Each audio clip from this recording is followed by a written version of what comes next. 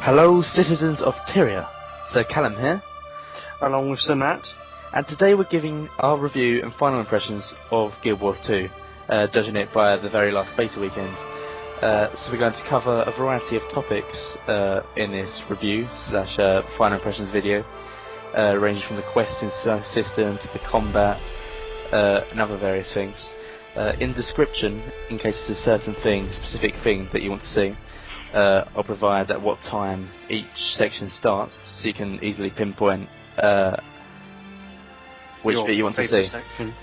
Basically, because the video, we don't know how long it's going to be, and if it ends up over an hour long, then it won't be easy to watch it all the way through. So let's get started, and we'll start off with character creation. What did you think of the system for character creation overall? I thought it was a bit odd, because there seemed to be a lot of focus primarily on the facial choices of the character, you can choose nose width and nose height and nose pointiness and God knows what else, but the actual body types, you were quite limited by what you could do, and you were just choosing from a bunch of presets, whereas I was sort of imagining more along the lines of sliders, so torso width and things like that. I mean, I can see your point there. I think that with your point on the facial aspects, when it comes down to it, yes, it is an MMO, and because it's an MMO, you're really not going to see the face that much. Yeah. But at the same time, I think because of the cutscenes you get in Guild Wars 2, I do think that even though you don't see the face that much, just those little tweaks here and there, just to see what your character looks like. I guess in that sense, you are going to see them a lot more in the cutscenes, and they are quite prominent throughout the game. So, and I do think also carrying on from that, the range, yes, there is a lot of the customization is focused on facial aspects, but when you think about, for example, the armor colors, it's for the torso, it's about 3 different colors, isn't it? You choose, or you can choose. It's for each section of armor. You can choose 3 different colors should you wish to. Yeah. So that's the main customization bit aside. What did you think of what gave you the option, for example, to say I deal with my enemies with honor, with dignity, ferocity? What was your personal opinion on that aspect of it? They're a bit ambiguous, but then I guess at the end of the day they're kind of meant to be. You don't really want to choose something that says this gives you 25 extra attack or something along those lines. It was done, is incorporated very well, I think. I mean, we haven't played enough of the personal story to determine how much of an effect that has, but it does add to the background of your character, doesn't it? Yeah. I mean, actually, quick question. When you did the Sylvari thing, did you say that you saw a white stag in your dream? No, I said the Green Knight.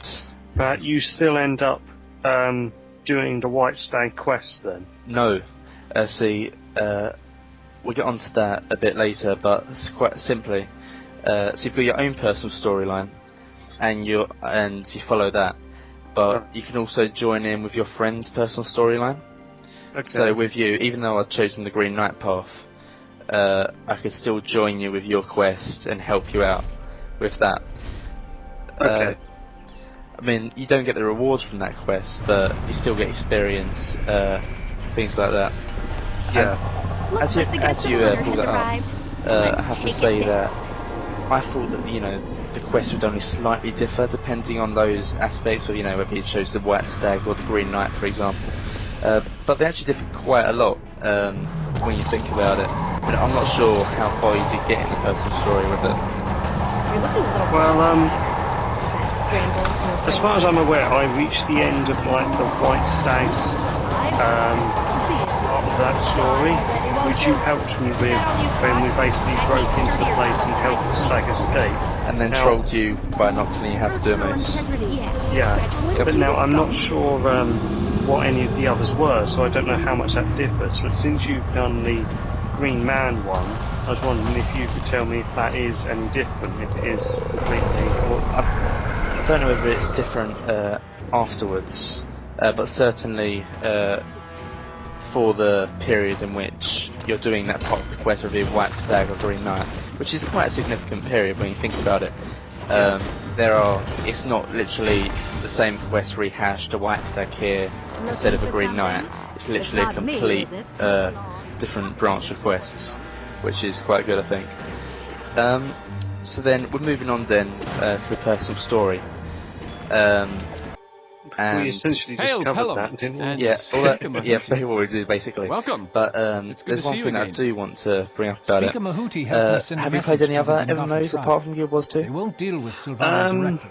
I played a beta of Terra online, and I also played a tiny bit of Secret World. That's what it was called. Will the Dengot I couldn't get on with that. Do you even have magical weapons? What I was going to say is, in most MMOs, they've already agreed. You obviously have the main quests that everyone follows, whether that depends on the race, I'm not sure.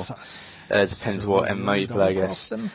But one thing that I really liked about Guild Wars 2 is that the personal story really does feel personal as opposed to, just you're just doing the main quest here and there. It didn't feel like just another quest that I had to do. It felt like, okay, this is my story, this is my adventure. I'm going to go off and save Tyrion. And I'll light a flare to alert the Dingodle that we're ready to trade. What do you think made you feel that way about it then? I think it's going back to those choices you made in the character creation, because when you're making them at a time, like especially because it's a beta, I sort of sped through them a little bit. Yeah. I think it's definitely worth taking into consideration, taking time during the character creation to choose those choices carefully, because I do think when it comes down to it, it does make you feel a lot more attached towards your character, and as a whole it just generally makes your experience of the personal storyline better. So while we're on quests, dynamic quests, now we've both done a few of them. Yeah. What did you think? Mainly I was attacked by spiders while trying to sort out one of my menus. And so this is something that has been often debated when talking about dynamic events. I think they're called dynamic events, aren't they? As opposed to dynamic quests. I'm pretty sure, yeah, dynamic, yeah. I think it's events, actually. I mean, for example, you don't have to do them literally if you... The idea behind it is that you see an event going on, and you can just jump in and join it, as opposed to talking to someone who says, oh yeah, there's some spiders attacking, go kill 10 spiders. One side of the argument against this dynamic quest event, is that basically it is the same as the old quest systems in MMOs, and it's basically the only difference is you don't talk to someone to start it, you just automatically start it.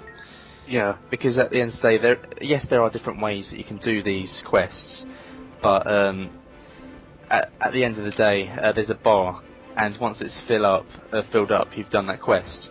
And so, if, for example, you're in a spider cave, and the bar fills up by killing spiders, then it is basically the same as kill 30 spiders, for example, even if it doesn't, exactly say that. However, one thing that I do think is good about dynamic events, and it's not true for all of them, but for quite a few that I've seen, is that they follow up on things. So, for example, say you complete the dynamic event, there's then... Alright, let's take an example. Say the Hylek, these frog-like creatures, are attacking a camp, and the quest is to drive the Hylek away from the camp. After you've done that quest, then could potentially be a follow-up to that dynamic event, in which you push the Hylek back to their camp and attack their camp. And that it isn't as if, okay, you've done that quest, you get a reward here. It actually has consequences.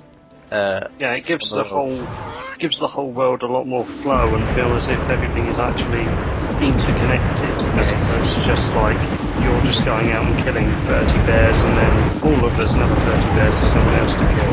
Yeah, so it's later. Particularly Morgan's Spiral, which is in the Silvari starting area. There's this tree, and there's this jumping puzzle thing, and I thought, you know what, I'm going to try and get some recording footage for that. Unfortunately, I was unable to, because when I went to go to it, I went to go up the tree, but the tree was burnt down, and there was no tree left. And that's because, you know, dynamic events.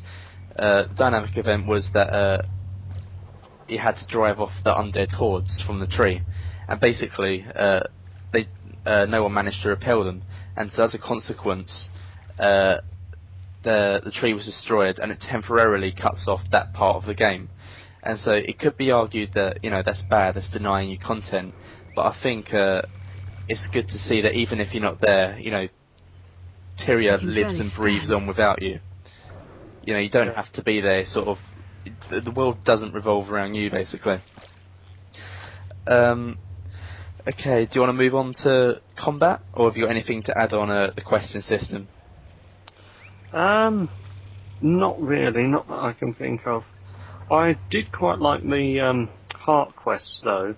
The idea that you don't have to do them all in one go. You can just sort of pass through every now and again and go, you know, like sort of think like, I'm going to kill a couple of spiders while I'm here. I might not necessarily get the quest done, but I'll just kill a few here and then move on. Yeah. And maybe if I pass it through later, I can finish it off. And I did quite like that sort of feel to it. And also the fact that you can redo them, can't you? Yeah.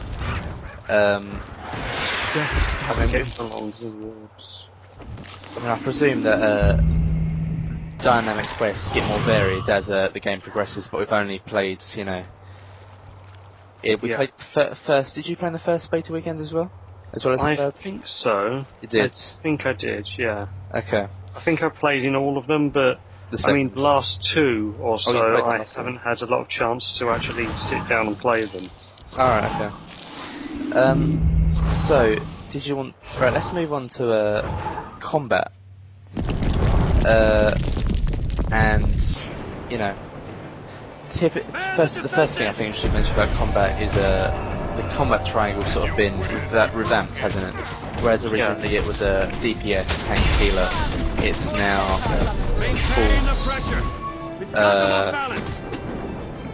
well, everyone's got a heal basically. So oh yeah, that's we'll come on to that later for the skills and traits. Basically, you don't have to stick to one set role. Your class can basically fill any role. It's literally the way you play that class. So the best example that I can think of would be a guardian. So you can build up your guardian so he has lots of health. You can build your guardian up so he can do lots of damage. And even though everyone has their own heal, you can build up your guardians as more of a support role as in protecting other people. So for example, there's one guardian skill where he summons up this bubble sphere thing, and all allies inside it start getting healed. I mean, it's only for a small amount of time, but yeah, but that can make the entire difference in balance. Yeah, when you're playing the game. Actually, as it happens, that's I was just thinking, something that I don't think we've ever done yet is sort of like a large-scale raid in Guild Wars 2. Yes. I don't know if you've done anything on that line either. I heard about them. I've seen a couple of like live streams online, but I haven't actually tried one myself, so I don't know how they are. That's it. I presume they're similar to raids in other games, except in general similar to raids in other games, I presume. But then again, it's Guild Wars 2, you know, they're revamping stuff. But I think so the point is that to do the raids, it's something like you to be level 20 or 30 or something. I was going to say, you also need a fairly coordinated group, don't you? And mainly later weekends, it's just sort of like random people just joining on, if that makes sense. Whereas when the whole thing's online, there's a stronger community, so it's easier to set up like groups of people to do that kind of thing. Yeah, I still think that you've given random people just quickly, the way in which people do come together in a team to help each other out, and even if for example just got down and surviving. What I've found is when I'm playing the basic, that even if someone's going to go off and they quickly finish off the enemy, they come straight over to me. I mean, you don't even get much execution for reviving, you know, it's just credit to the community of Guild Wars 2 really. And one thing, two main things I want to talk about combat. The first is the dodge mechanic, and the second is it will come back to me in a second now. Alright, let's just start with let's start with the dodge mechanic. I mean, first of all, there's an energy bar, isn't there? So you can't overshoot dodge. And basically, when you dodge, it automatically dodges whatever it takes to hit you. I'm not sure if there's any skills that sort of bypass that. Like, if there are certain like lock-on skills that always hit regardless. I'm not really sure. Yeah, what do you think about it? Do you think it's a worthy addition, or do you think it could do without the dodge mechanic really? To be honest, I hardly ever use it. I just sort of sit there and ram buttons until stuff dies. I don't really move around that much, and that would probably explain why I got down so much while we were playing. So perhaps I need to learn to move around a bit more. But yeah, I don't really use it, if I'm honest. Okay. I think in PvE, it's not too necessary. No. Simply one, because, you know, generally players are a lot harder to defeat than NPCs. And secondly, because in general when you're fighting an enemy in Guild Wars 2, chances are there's people with you, around you, and generally if you're fighting it, you can be around the same level, so you should be able to take it without dodging. Although I will say that, I mean, WvWvW in the third beta weekend was extremely laggy, so I didn't really get to see dodging action there. But I remember on the first beta weekend, when we were playing WvWvW, and we were just running around, the two of us, attacking random places, people, and we attacked this random thing, and the whole until the enemy team charged at us. And I think, yes, we died at the end, but it was like a 2-minute chase because of that dodge mechanic, and the dodge mechanic followed by a hill. Yeah. Do you think it's good that every class is a hill? I'm not sure if we covered this. Yes I do, because it means that you don't have to, as we were saying earlier, with regards to rage, you don't have to arrange for having healers there. You can just go in as a group, you can just go, okay, there's about 10 of us here, we can do this. You don't have to go, oh there's 10 of us here, but we don't have a healer, we don't stand a chance. But saying that, although you can sort of, you know, everyone has got their own health, so they sort of stand by themselves. It is very much a team effort when it comes to combat. Oh yeah, that's yeah. It's just not a case of like there's 10 of you, but without the healer you're useless. Yeah, that's one thing I want to talk about actually when it comes to combat. Combination skills. Have you heard of them? No. Basically, so for example, I use a fire spell, and then another player uses a hurricane spell thing, and they combine to make a stronger spell. Alright. Which I think is quite interesting. I mean, I'm not sure exactly what spell, whether it's for all spells, but that happens during the beta. And the other thing that I just remembered that I want to talk about is the down state. Now, you didn't play Guild Wars 1, but the way it worked in the original Guild Wars is that if you died, you got something like a minus 15% effectiveness. So for example, your health was down minus 15%, your stamina was down by 15%, and literally as soon as you died once, even if you got revived, the enemies would down you so quickly. However, in Guild Wars 2, after you're down, the way you can still fight back when you're down, can't you? Yeah. And I don't think it's overpowered. Talks me. You know, it's a lot of the time. No, neither do I, because I've died a lot while actually being downed as well. Yeah. One thing that I would say though is that although yes, once you kill an enemy when you're down, you rally, which is good. Yeah. I think that the system is somewhat flawed in a way that, for example, if you're with a group of people and you see an enemy nearby that you haven't been attacking and it's on very low HP, if you get the last hit on that enemy, you automatically get rally, so therefore you get up. And I think perhaps it should also take into consideration, you know, the amount of damage you have done to that enemy, or as opposed to just sort of landing the last killing blow. While we're on combat, what do you think about different classes? Which ones have you played? Well, I've played all of them except Asura. Not classes, not races. Classes? Oh, classes. I played Necromancer, I played Mesmer, I played Engineer, and I think Thief. Has it struck you that any of those classes are, or does it seem to you that any of those classes in particular are overpowered? Any? Not really. But then I guess it's kind of early day. Well, I suppose it is possible for a class to be sort of front-loaded, so it seems overpowered early on, but then it grows out of that stage. I think I did end up getting downed much more as the Mesmer. Okay. I don't know if that means that's weaker or not. It's generally a more tactical class, though, the Mesmer, isn't it? As opposed to it's based on illusion and deception, things like that. Like, personally, I found whether it's like that for the whole game or whether, you know, eventually all classes sort of balance out, but at least to start with, the Elementalist seems to be incredibly...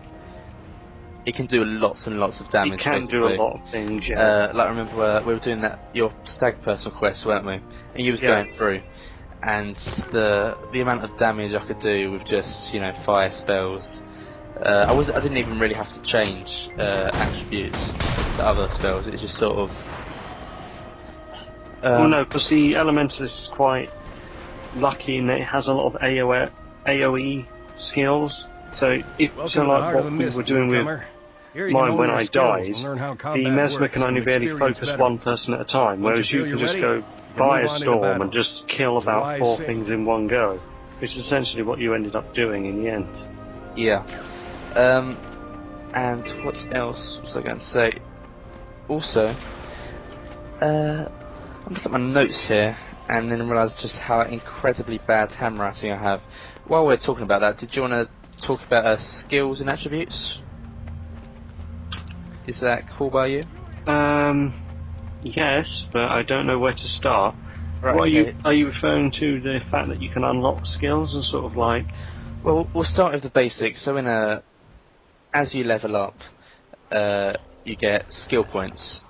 And these skill points can be used to buy new skills that are more powerful than the ones you currently have.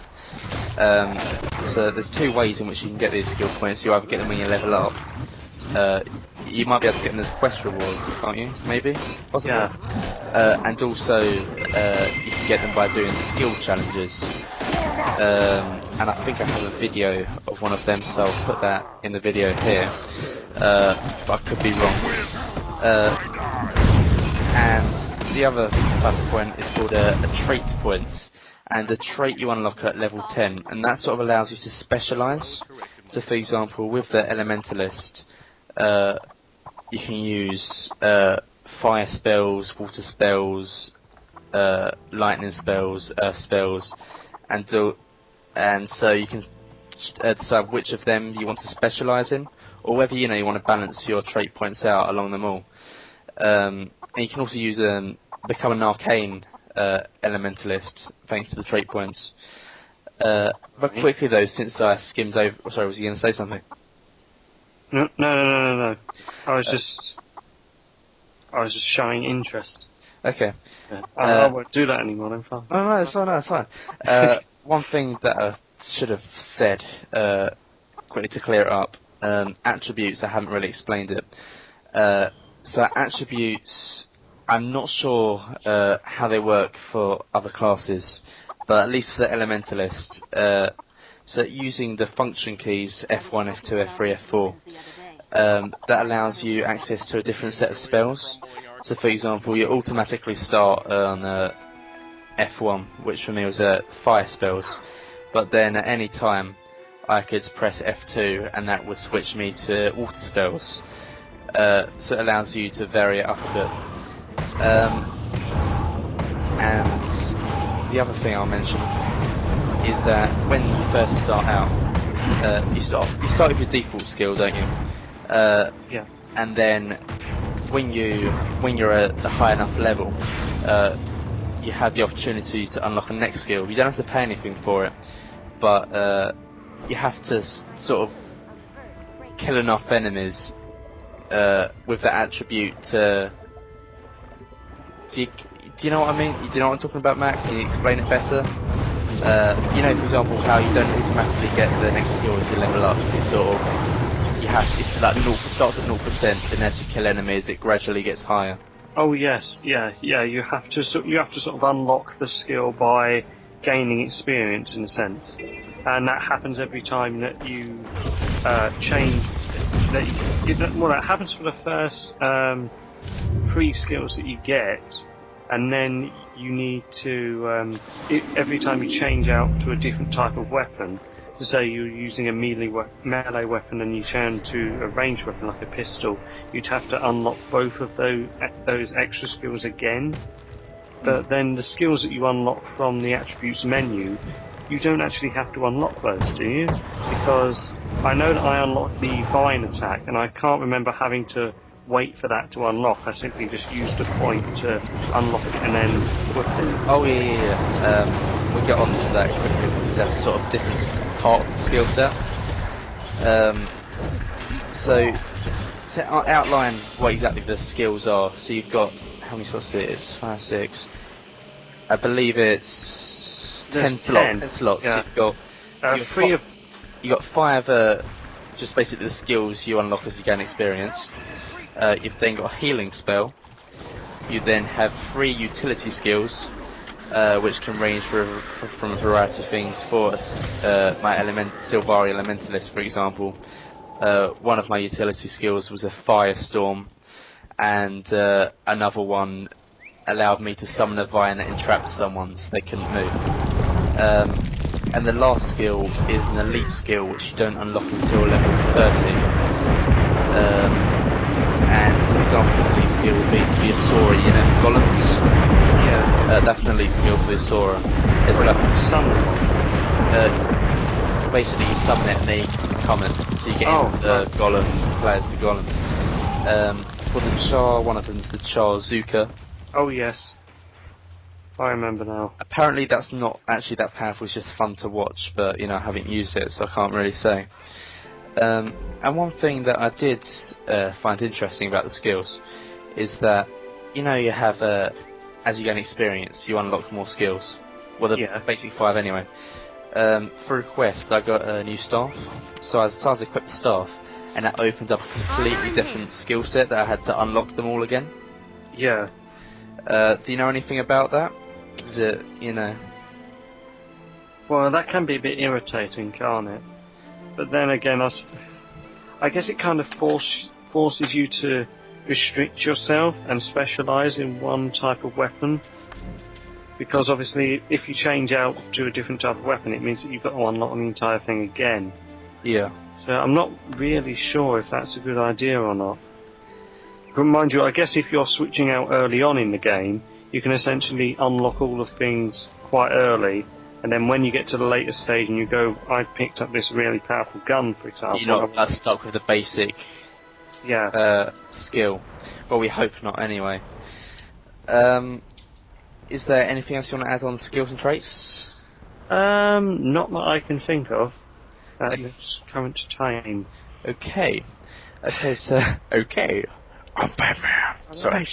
No, that's completely unrelated, shut up. I'm sorry, I lost the game. Right, now, sorry, I'm digressing. You're gonna blow your cover again. Right, let's talk about just a random point, the map. Yes, what about it? It's very big, it's very pretty, isn't it? It's very big and pretty. It's very big. I like the way it sort of, because it starts out looking like a really rough oil painting, doesn't it? And then it sort of fades in as you actually... Oh yeah, as you explore the area, it fades in. So I thought that was quite nice. when I first saw it, I thought, hang on, is something wrong with my graphics card? It's not rendering properly. Yeah. Then I realised that it was just... It was doing it on purpose. In particular, you know, on the map, things, for example, skill points are marked out, vistas are marked out, points of interest, and more importantly, in my opinion, the waypoints, which I think are a really useful thing in this game. Yeah. Because on the one hand, you want people to explore the map, and you know, not just teleport to everywhere. And first of all, to make sure you know they do explore the map, they have to actually unlock the waypoint, or find the waypoint before you know they can use it. And secondly, you've got to pay to use the waypoint, haven't you? Which I think is better than just a... I mean, it's not much, but it's a... Yeah, but it's enough to make you think, well, I'm not that far away, I might as well just walk. Yeah, do I really need to teleport here? And I guess that, in a way, is done so that while you're walking along the road, you can go, oh, look, there's a dynamic event nearby. So it sort of encourages more people to get joined in with that kind of thing. And as it happens, some dynamic events can actually shut down the waypoints for a short time. Oh, really? I didn't know Yeah, that. it said so on the map that some waypoints can become contested depending on certain events. Okay, that's interesting. Yeah, so that's something worth remembering. And also, another good thing I find, Asura portals. So basically, portals that teleport you to main areas of each race. And I think that's good in the sense that, yes, although you know it's a free teleport, you can't just teleport to a portal. You've got to actually walk through it and find it. But also the fact that you don't have to walk all the way to the other side of the map to get to a different starting area. You can sort of walk through the Asura portal to get to a different starting area. For example, say I'm Sylvari. I don't know how far away the human starting area is, so I go through an Asura portal. I arrive at the human starting area, and I can explore in that region instead of having to walk all the way round. And I can do it, you know. Yeah. It's much more convenient for the player. Yes, it is. And while we're on races, I should have really mentioned this back a while ago when we were on Personal Story. But do you think? I mean, you said you've played all races but one. Do you think, as a whole, the races have been well developed, lore-wise? Yes. Well, I don't know. The human one is sort of like they're humans, deal with it. But yeah, it was quite interesting learning about the other new races. The Sylvari, I wasn't. When I first heard about the Sylvari and said like they're 25 years old, I was like, how does that work? But I actually really like the way that they work that into the lore. It's quite an interesting concept, really. I definitely. As I was saying to you the other day with the Sylvari, originally when I first heard about it, I was like, I'm not really going to play a Sylvari, this planty person. Yeah. It's just made of leaves. Yeah, and I thought, you know, and for the third weekend beta, I want to play Asura when the game launches. So I thought, you know, I'll just play Sylvari just to experience the different sides of things. And I have to say, you know, I didn't expect. I totally misjudged them, basically. They're such a fascinating race with really well-developed lore, brilliant writing, and even with NPCs, you sort of develop an attachment to them. Maybe. I mean, it could just be me. I think you've just gone slightly mad. I think I've gone mad, okay. You need some more fresh air. For example, let's take Kaif, for example, of the Sylvari. Kaif is basically the main Sylvari, the first Sylvari you meet. Oh, yes.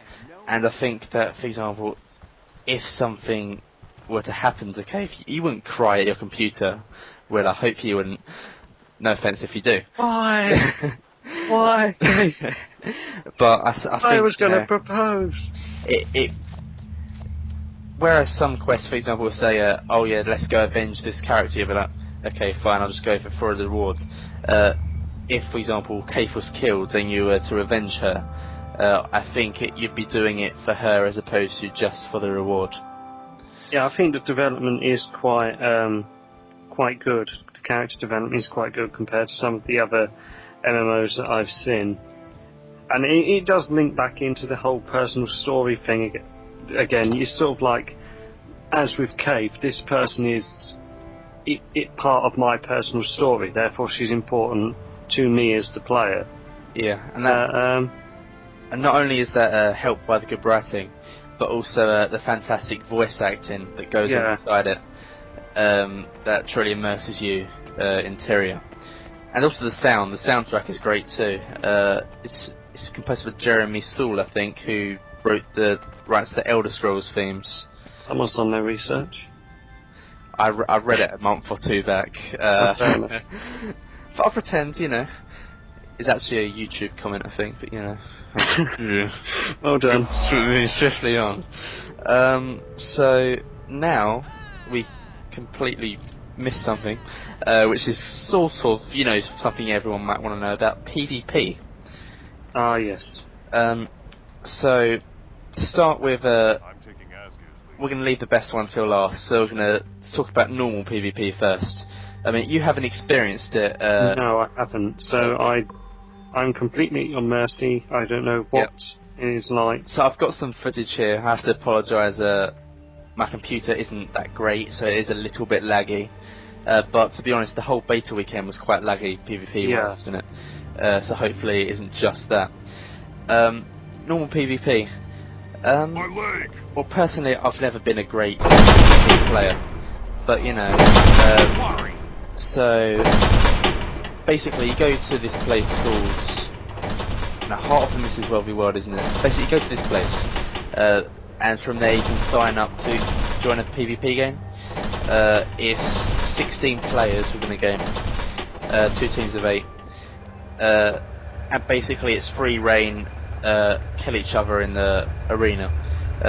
However, not capture the flag, but when you capture control points by staying around them. Yes. It's that sort of game mode. Your base is under attack. Okay. I mean, I only managed to play 1 or 2 games because I wanted to get mainly into WvWvW, but I mean, I personally enjoy PvE more than PvP, except in the case of WvWvW, which I really love. But PvP just sort of feels like another, PvP scenario, you know what I mean? They do hardcore PvP, that's good. You don't want anything overly too different. Otherwise you're struggling with that to it. Exactly, you just want, some basic PvP. So, for those who do like PvP, in that 8v8, I think, you'll really enjoy that. However, I do think that it is through playing that PvP that you can't just spam your most powerful spells, you've got to sort of think of how you want to use them. Because the game moves so fast. 1 minute you can be, dominating the area, the next minute they can be dominating you. So, PvP, in my opinion, best demonstrates how you've got to be resourceful in how you use your skills and not just spam 1, 2, 4, 5, 3, for example. Do you have any questions you want to ask about PvP, or do you want to move on to WvWvW? Do you get, how does the leveling work? Do you get pushed up to level 80 like you do in the world? And not the same? If I'm honest, I cannot remember, but from what I've read, I think you get pushed up to 80. And that is something that is worth talking about actually, because I have mixed opinions on this. Because on one side of things, everyone's an equal ground. However, on the other side of things, if you're, a hardcore PvP person and you don't really do much PvE, and you've leveled up your character, and so you can do really well in PvP, you're sort of then disadvantaged by people who just play PvE who are then going into PvP, because they're automatically at the same level. And they have much more skills, because obviously when you get ranked up to level 80 you don't instantly gain all of the skills. You don't instantly gain all the skills, no, you still keep the same skills, you have to actually unlock the skills still. Yeah, yes. So what's your opinion on that? Do you think there should, I mean I'm not sure if there is a PvP mode where you just go in and level you up, I don't think there is. But do you know, I don't think that could work, because you just end up with the scenario, there's one person on the server that's level up 80 who just meanders around killing everyone. If you did it in brackets though, for example, say one instance of PvP would be levels 1 to 10, another would be 70 to 80, etc, etc. Or do you still think in that 70 to 80 bracket that 80s would have the advantage over the 70s? Well, they definitely would, yes. It wouldn't be as profound, but nevertheless they would still have an advantage. Yeah, I agree with the way they've done it, basically. I don't really see it. Okay, fair enough. So now, World v World. Sum it up in one word that isn't epic, or amazing, or awesome. Fantastic. Is that it? Is it? Wait, it's just one word. Fantastic is a word. So what do you like about World v World? The scale of it. It's you feel like you're part of an actual war, if you like. Yeah, I definitely agree there. Especially as I was saying earlier with the PvP. 1 minute you can be losing, and the next minute, you know, your team's making a push, you're all working together. It's really interesting actually watching the way that when you start to push an area and you like send out a message saying, you know, we're going to need 4 people on this, people actually do listen and they do follow you, and basically, you know, if you start taking something, other people on the map will just swarm towards it, and it just feels like a more type of experience. And that's what I was getting at earlier with when I talked about, yes, the architects didn't do everything you say, but even then, World v World I think really brings everyone together in fighting against the enemy team. I know that sounds stupid because, you know, it's the point of the game. But for example, I'll take an example of World of Warcraft. I mean, I'm not going to lie, I haven't played I only played the free version, so I got to level 20 today, and I was playing some PvP. So 2 teams, four lines attacking each other. And I found that you get all those, you know, your team's attacking the enemy team. There wasn't really much teamwork involved. I found it's more sort of a free-for-all. You know, if your teammate's near you and is getting attacked, you know, you might attack the other guy because it's an easy kill. But you wouldn't go out your way to sort of help someone. Whereas in Guild Wars 2, I think, World v World especially, I think if you saw someone running along the road getting swarmed, I think you would sort of try and fend them off, help your teammate. Yeah, because like, as you said that actually, I remember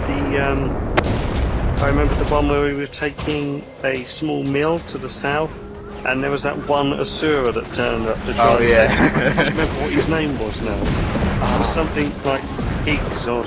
Yeah, I remember now. I think that's quite poignant that we actually remember that. So, I think that says something about the World v World. I think you know, great kudos to ArenaNet, because in PvP, yeah, for most people, you know, PvP, you got to kill, you win the match, that's it. If you can like I can recall so many moments from World v World. There's, you know, running along with about 20 people chasing us. When we're on a losing team, and then we started pushing forward to get, you know, took basically our whole side back. Because they'd taken quite a few bases, hadn't they? Yeah. So I think I'm wondering whether that's because the reason teamwork is there is because it's more because of that tactical aspect. If you take away the tactical aspect and it was just a straight out deathmatch, do you think people would help each other as much? No, I don't think they would. So would you say it's basically because of that tactical? Yeah, it just gives the whole thing a bit more structure, I suppose. Yeah. And then of course you've got the doors. They need to do something about the health of the doors.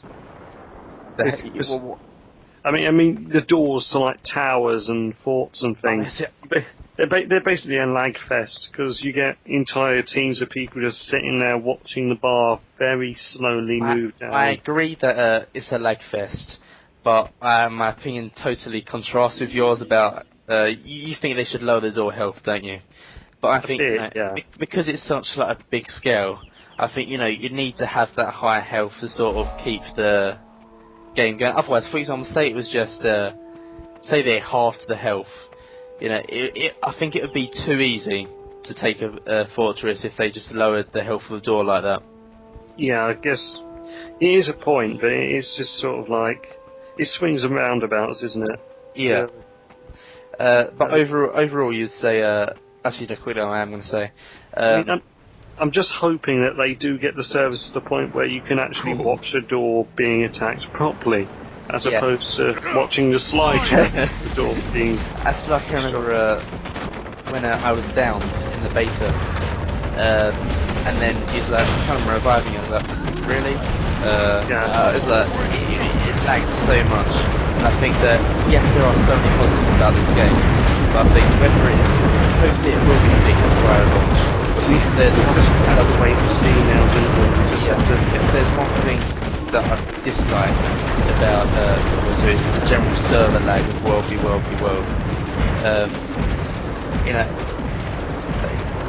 It's sort of a double-edged sword, really. So on one side, yes, I don't like it. On the other side, if that's the worst fit, if that's the biggest gripe I have with the game, then they must be doing something well. Yeah. Another thing that I was going to mention is actually, it's probably worth saying now. I presume everyone watching this knows what WvWvW is. If you don't, it's probably a bit too late to start explaining. But basically, go look it up. Yeah, basically 3 teams, and you're trying to take all the territory on the map, basically. And when the game launches, I think there's the battles. How long are the battles going to last for? I can't remember. It's like 2 weeks or something? Yeah, or something like that, yeah. Oh yeah, another thing, and one more thing about the WvWvW. I'm not sure if it's just a beta, but they got to a point where I wanted to join WvWvW. Actually, I'm just going to call it WvWvW, it's just so much easier. But let's call it WvWvW. That's more syllables, WvWvW. But it got to a point where I wanted to join WvWvW, and the WvWvW server was completely full, and I couldn't join. And I think that if you're going to do a WvWvW server, it should be able to support all the players. Yes, not all the players of that world are going to play at the same time, but I still think it should be able to support near enough all the players of each.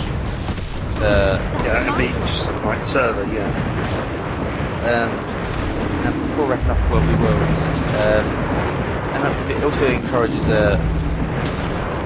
for guilds. It's also really useful because you can set up a base as your. So you can claim a base as your guild, can't you? You mentioned this while we were playing. Do you know about how to go about doing that? I did it. When you left, it's just literally me. I was like, I want a loner in the guild, but I'll claim this camp anyway. So can other people on your team contest? They can't contest it once you've claimed it. No. So for example, Stonemiss Castle, I presume, would be one of the most. But basically, it's this person called the Guild Taskmaster or something.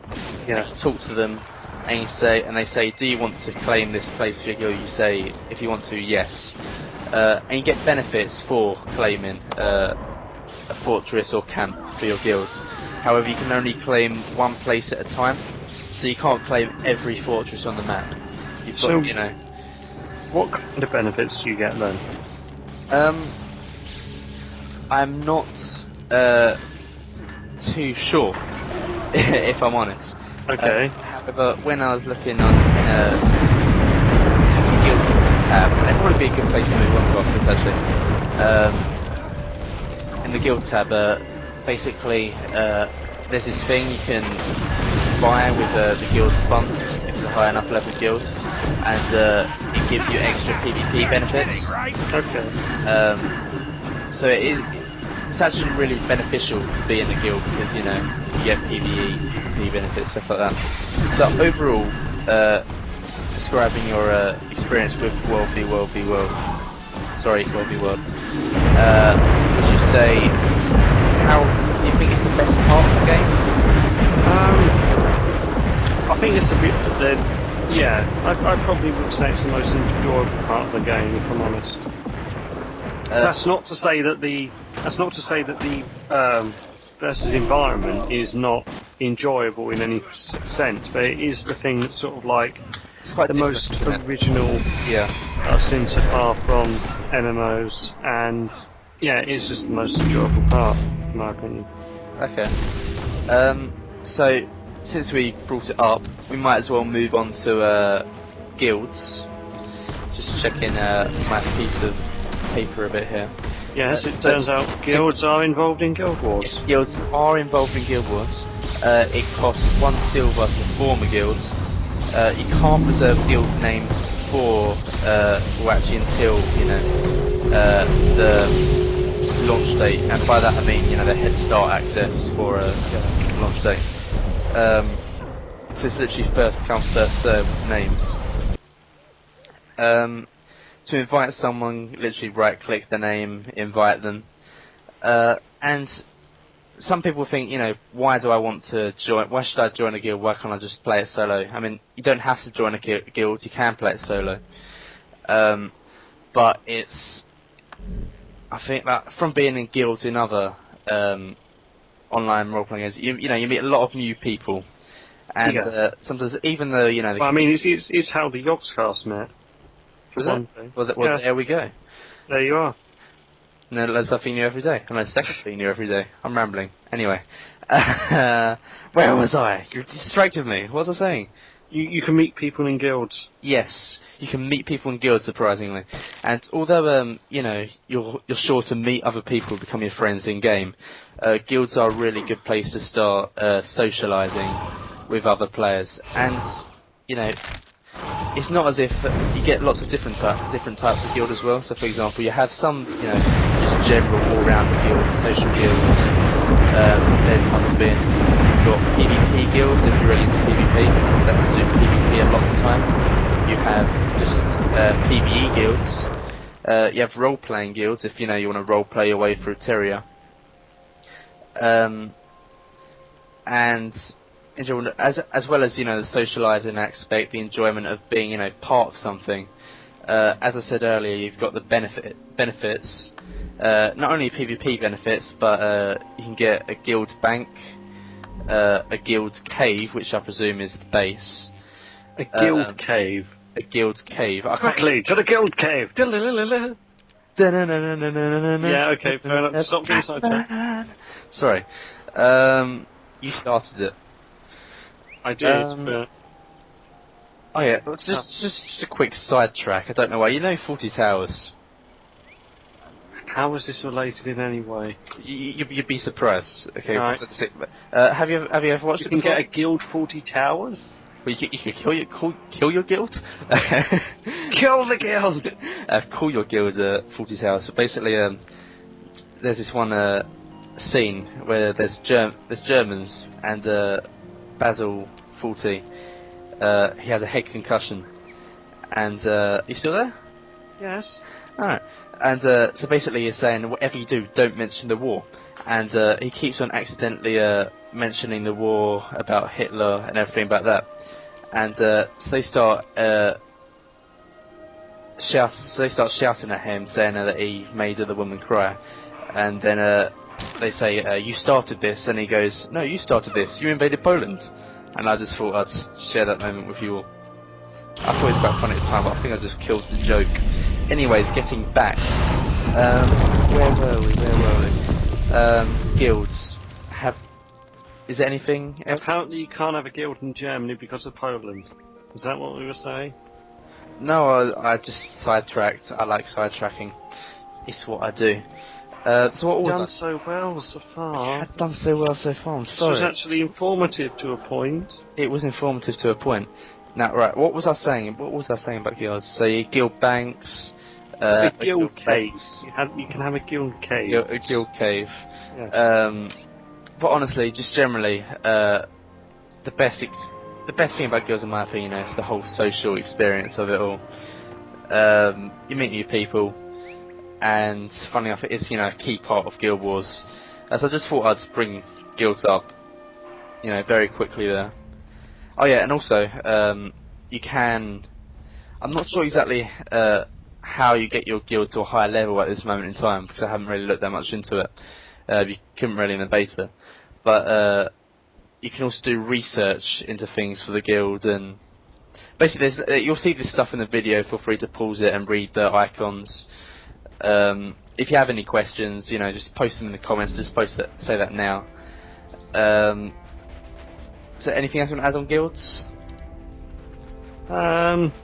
Yeah, just feel free to pause the video, because none of this commentary is going to make any sense anymore. No. Just start talking You're about literally going to have to use the description bit just to sort of find the parts you want. Yeah. Are you going to put a link in there called Rambling, and then this will just be this section? I'll make a rambling section. Okay. That will make me happy. It will make you happy. We're talking to an imaginary viewer here. No one's going to watch this, but hey. What are you talking about? Tim's doing fine, aren't you, Tim? Yes, he is. I thought he's called Joe. Sorry, no, we're rambling. No. Rambling. We're rambling. Okay. Anyway, so we've talked about combat. We've talked about stuff like that's something I want to talk about. It seems like such a small part, but the user interface of the game, the UI, I think is very user friendly. That's good. Yeah, it is good. For example, the mini-map, you can move that around, so you can make it bigger, you can make it smaller. Can you? Yeah. Oh, well, there you go. And the main reason I wanted to bring up UI was because, you've got the system recommendations to play Guild Wars 2. And for example, my computer isn't the best computer, but even though, the better the computer you have, the more I think you will enjoy Guild Wars 2, because the high end of the graphics, it's just stunning. Some of the best graphics I've seen in a game, especially in an online game. But even on something that's worth noting, even on the very lowest graphics, it's still a very nice looking game. Obviously not as nice as top graphics, but it's not what I would call bad graphics. It's about, say, World of Warcraft standard graphics on like the lowest, but obviously less cartoony. Yeah, they've gone for, as I've said, a more sort of like an oil colour painting kind of look to it, more realistic, but not quite. If that makes sense. Yeah. Does that make sense? No, I wasn't listening, but anyway, okay. This will go in the rambling section. Yeah. Right, one of the last things I wanted to bring up, and I think we've sort of covered it throughout the whole video, is, the atmosphere of the game we've been talking about, especially with the dynamic events, how it's very much a living, breathing world. It continues without you. Did I hear paper turn? Sorry? Well, quiet, Matt. Sorry. I was just flicking through my various sheets of important Guild Wars related paperwork. I've got more patents to sign for the guild that we're setting up. Okay. Bank accounts and what have you. See that? Hear that? That's a pen clicking. And that's in the rambling section. That's the sound of the rambling section. Wow! Just have some elevator music play. Okay, so also, would you agree with me that the look of the places in Guild Wars 2, the cities, help to immerse you in the game? Like, because obviously people say, yes, graphics isn't important, it's the gameplay that counts. But at the same time, I still think graphics, the game still, really immerses you with its graphics. So to that extent, graphics are important to it. Yeah, a lot of the areas do have they have a lot of character to them, basically, don't they? You can see that they put a lot of effort into working out what does this land portray, how does it reflect the people that live here, kind of thing. I'm quite interested because I haven't actually seen the Asura thing, and I don't want to look up anything regarding it. I'm quite interested. Asura what? Turns out, like the Asura starting area and everything related to that. I haven't actually. Well, I can show that now if you want in the video. There's the Asura. I'll have to watch this now then. Here's the Asura starting area. Alright. At some point, I just sort of jump off towards a cube thing. There it is. Points. What? Points? Yeah, exactly. I'll just chuck it in there. Just in there randomly. But yeah, also another thing that I think what I forgot to say with the personal story. Going back to that, this is sort of just an extra stuff section now. So if you just any final thoughts, just throw them in. I forgot to mention the Asura. I think what I should have done. Wait, sorry, I'm rambling. Okay, I'm just gonna. Shall I cut that bit out? I don't know. I'm gonna. No, it's going in the rambling section.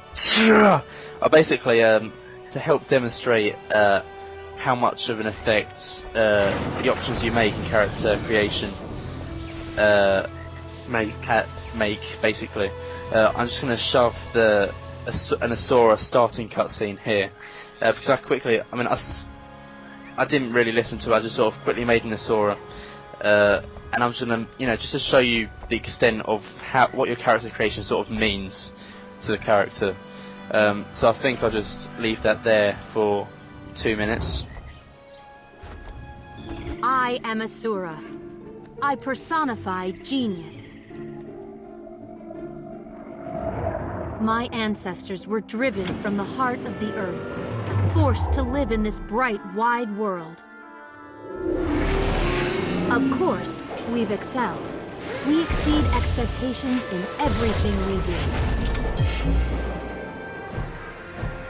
With Golem and Gate and Arcane Crystal, we have asserted our supremacy in this land and made it our own.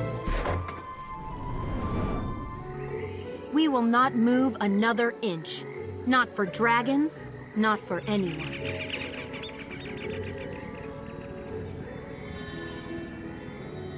By studying the eternal alchemy, we learn to see the world as a concrete framework.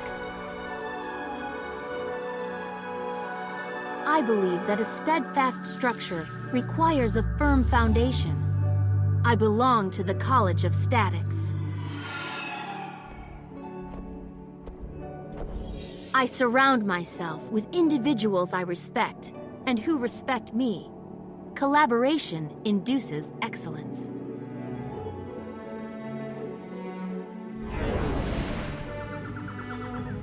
The crews of my college are builders, planners, creators.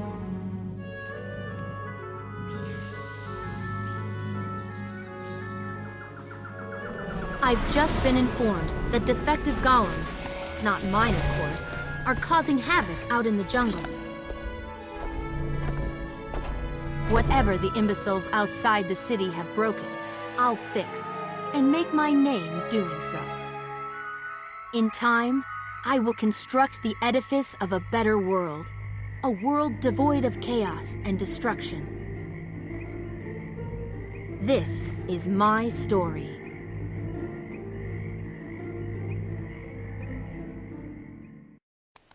Okay, so that's the Asura cutscene. Right, this is just finishing off the extra stuff section. Any other things Guild Wars 2 related you think they haven't thought of that was just sort of, yes. Another thing that I forgot to mention. There are 3 factions in Guild Wars 2 as well as the personal story. Have you heard of these before? Factions. You've got the Derman's Priory.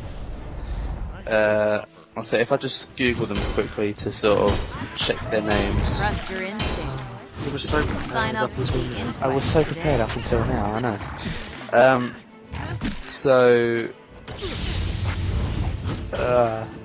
Okay. 1 sec. Okay, so you've got the Derman Priory. a group called the Order of Whispers and a group called the Vigil.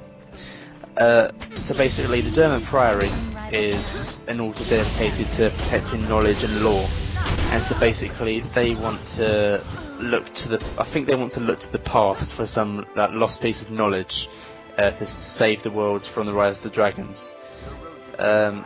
The Order of Whispers is the second of these factions.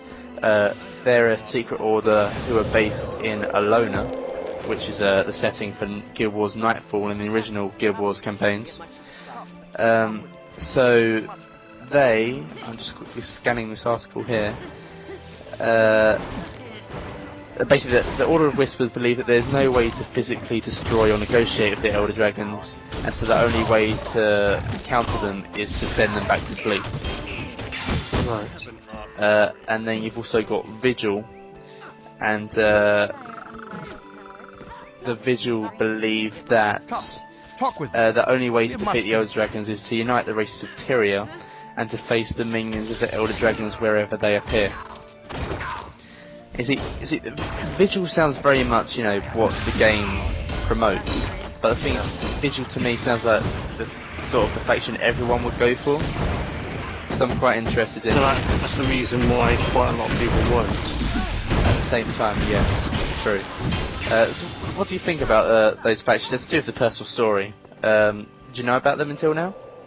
No, I did not have the foggiest about them at all. Do they sort of feature later on then in the story? I presume they feature later on in the. So I presume you do your starter, your racial bit, and then you join an order, and then that's and as well as your personal story choices, I presume that also affects your choice throughout the game. I have to admit though, the Order of Whispers just seems like, guys, I really can't be bothered to fight Zayton's Day. Can we just tell everyone to send them to sleep? Yeah. Yeah, who's up for that? Yep, good. Okay, where's the tavern? It just seems. Do you know what I mean? Yeah.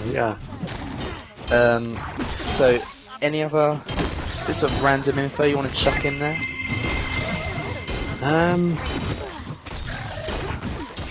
I mean, we've been going for a while now, so. Yeah. So do you want to wrap this up then? Yeah, there's just one thing I'd like to throw in there. And that's goodbye! We have much to discuss. But we're not going yet. Excelsior. We are now. No, we're not.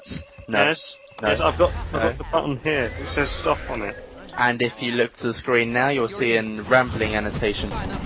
And if you click it, it will direct you to a Rickroll. Right, so basically, thank you for enduring our long-winded commentary and our rambling. If you have any questions about Guild Wars 2, feel free to post them below. And also, just overall to conclude our final impressions on Guild Wars 2, personally I think Guild Wars 2 is much improved on the original Guild Wars. The combat in the original Guild Wars, it was very clunky. I mean, it was an okay game, but it was nothing.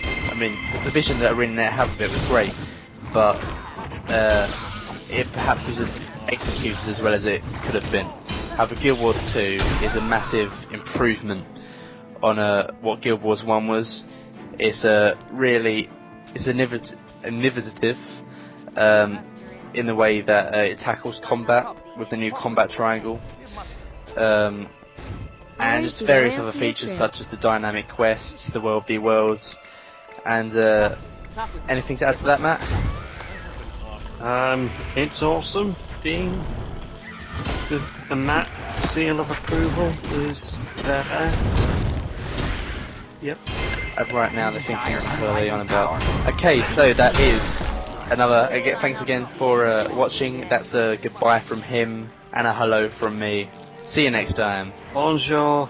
Au revoir. Talk with me. We have much to discuss. The call's still going. Do you want to say goodbye for real then? I don't know. You hang up. I have everything you need right here. How about this?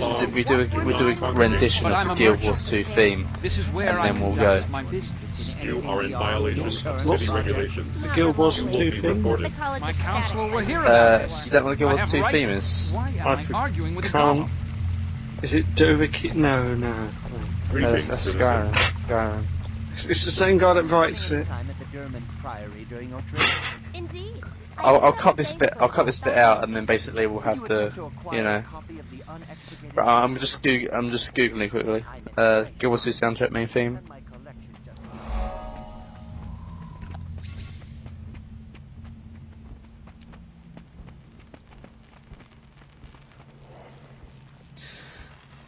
Nothing my fire suppression golem can handle. Create any unprovable theorems. I love the link in that YouTube link. It's just completely by coincidence. Right, so you ready to hum along to it when I say so? Hang on. We're gonna start from the beginning, okay? Right, you ready? Okay, I guess. So, it's a goodbye from him, and a hello from me. And to ease you out of the video, we will now perform our rendition of the Guild Wars 2 theme. You ready, Matt? Yep. Da-na-na-na-na-na, la la la, la la la, bum bum ba ba ba. Matt, I can't hear you.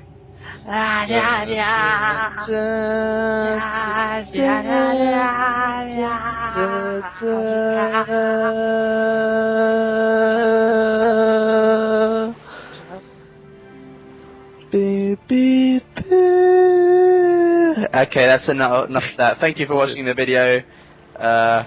Goodbye. Goodbye. Go away.